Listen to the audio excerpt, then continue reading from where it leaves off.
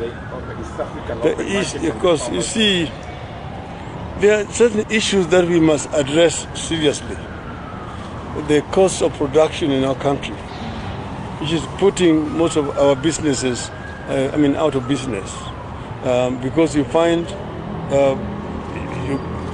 things like eggs and milk and maize and so on are more expensive here than they are in Uganda.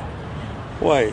It's because of inputs, the cost of fertilizer. You know that the cost of energy, very high cost of energy, is driving away several investors from this country.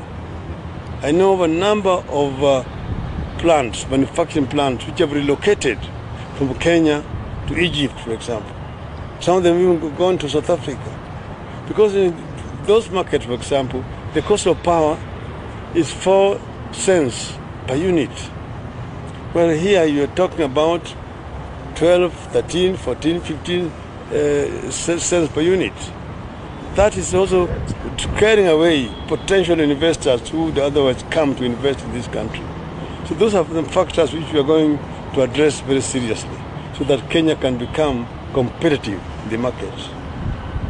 My name is Kennedy from NTV. You've mentioned about 2 million families that are going to benefit from this. How are these families going to be chosen? Number two, you are one of the strongest defenders of devolution this time. Even in the Building Bridges initiative, you are speaking about how to strengthen devolution. How does this play into strengthening devolution when we are cutting money from ministries instead of taking to counties? We are going to benefit this.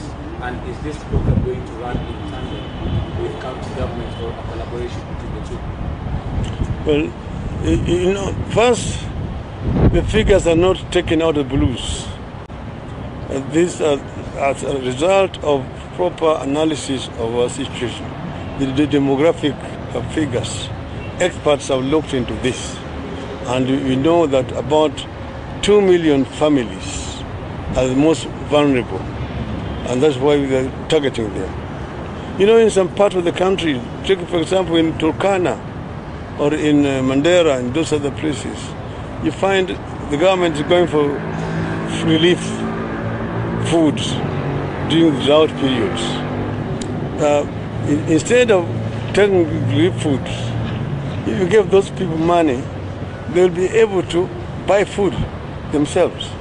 So you do away with the relief foods, and that amount of money will not go into this program.